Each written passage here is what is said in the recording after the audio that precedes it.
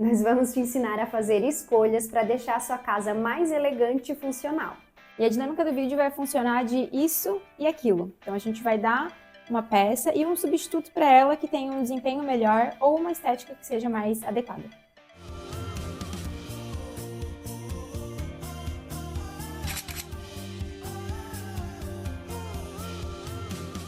Começar por um item bem marcante da casa, que é responsável por muitas áreas e sim traz aconchego dependendo do que a gente quer utilizar, que é o piso laminado ou o piso vinílico. Eu sempre optaria pelo vinílico, porque se a gente busca esse aspecto de madeira, os dois atendem muito bem. Mas o vinílico, ele tem uma durabilidade incrível e as marcas atuais do mercado são muito boas. Então a gente consegue ter praticidade no uso sem se incomodar, né, com criança, com cachorro, com o toque-toque que geralmente o laminado faz e também com a questão de cair água. Para isso, o vinílico é muito bom. Tanto é que a gente consegue utilizar ele não em áreas encharcadas, como no box, mas consegue levar ele até na beiradinha do box, no banheiro, por exemplo. Então a gente sai e pisa naquele piso que é mais... pisa no piso, né? Bota o pé no piso mais confortável. Por isso que eu acho que o vinílico é sempre uma opção muito melhor em comparação ao laminado. E os dois têm valor quase parecidos. E para ser elegante de verdade, não dá para ter planta artificial. Quando a gente fala em planta artificial para dentro de casa, a gente tem que tomar muito cuidado. Algumas simulam muito bem, mas o ideal nesse ponto é trocar a planta artificial pela planta preservada. A gente já falou dela aqui em outro vídeo e ela é uma planta que já esteve viva e foi feito um trabalho nela ali para preservar as características dela. Então a gente usa assim alguns galhos mais secos, outros galhos, inclusive, de algumas espécies, eles secam e fazem uma pintura para que ele tenha o resgate da cor e sim pareça uma planta mais natural, uma planta viva no caso, né, dentro de casa. E a gente também tem um tipo de planta, uma espécie que é um musgo, que ele se mantém vivo. Então, para fazer aquela parede verde, por exemplo, que todo mundo cobiça e quer, e não ter aquele aspecto de plástico, ou aquela planta que acumula muita poeira, uma parede de musgo pode ser um substituto muito bom e aí sim tem um requinte nessa casa, né, substituindo a planta artificial pela planta preservada. Conforto e elegância, quando a gente fala de iluminação, acho que é algo que está totalmente integrado à casa.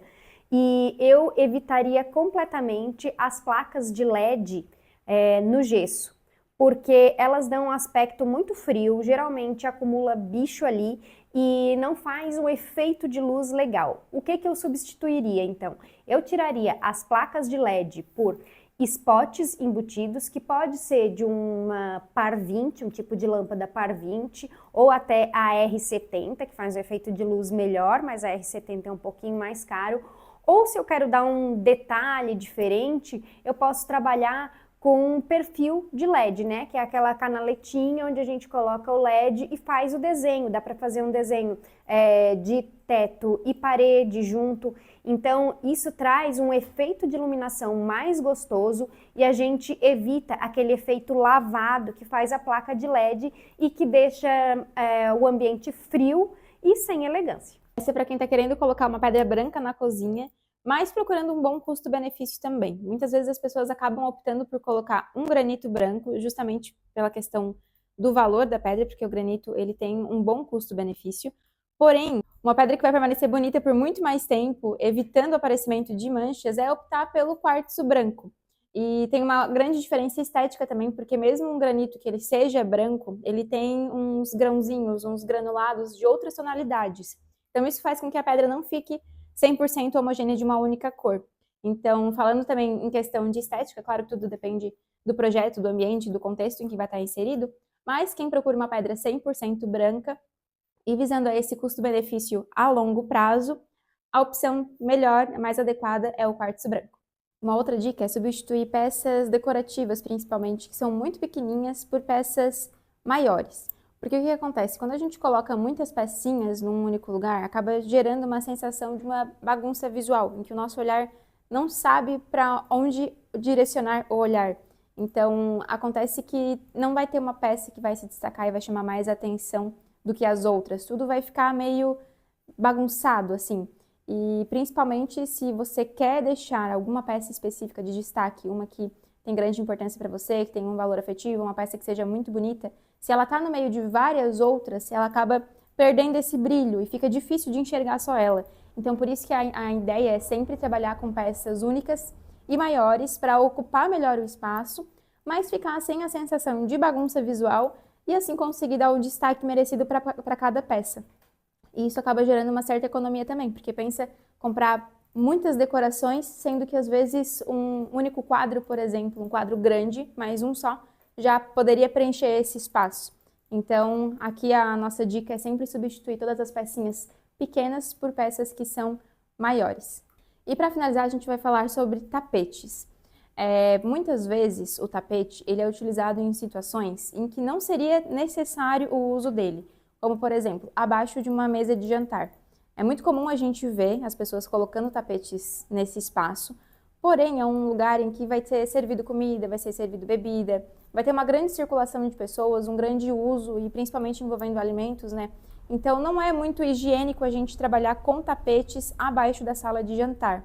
Uma outra situação é no quarto. Se por acaso o piso ele já está sendo colocado um piso vinílico, que já é um piso mais quentinho, que é aconchegante ao toque, não tem por que a gente colocar um tapete abaixo da cama, porque na verdade o tapete ele iria vir para cumprir essa função, né, de deixar a gente tocar os nossos pés no piso de forma mais confortável. Então, se o piso por si só ele já é confortável, não tem necessidade de a gente estar colocando um tapete. Agora, por exemplo, um ambiente que a gente sempre indica e reforça para estar colocando tapete é na sala de estar. Porque aí sim é um ambiente que, além de cumprir a função de um tapete, ele vai demarcar muito bem o espaço. E aí sempre tomar cuidado com o tamanho do tapete também. Todas as peças precisam estar pelo menos metade para dentro do tapete. Então, por exemplo, um sofá. O tapete não pode finalizar antes de iniciar o sofá. O tapete tem que pelo menos passar até metade desse sofá ou abraçar ele inteiro. Mesma situação com poltronas, mesinhas, enfim.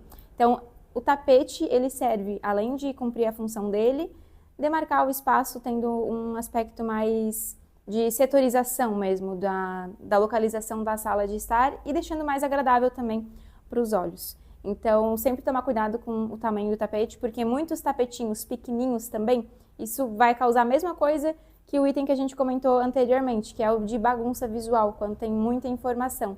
Mais uma coisa que a gente gosta de trabalhar aqui é uma sobreposição de tapetes em situações bem específicas, e daí, claro que isso depende do projeto e da ideia, né, da intenção.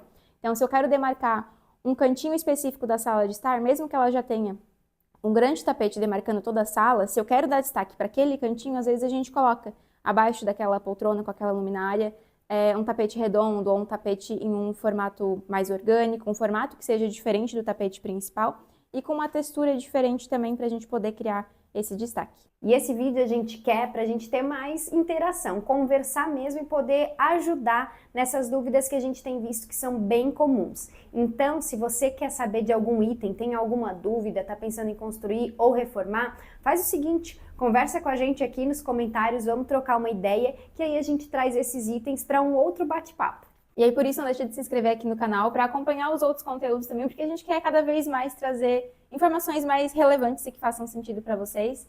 Já aproveita e curte esse vídeo, compartilha, se inscreve no canal e acompanha a gente nas nossas redes sociais também. Até o próximo. Tchau, tchau!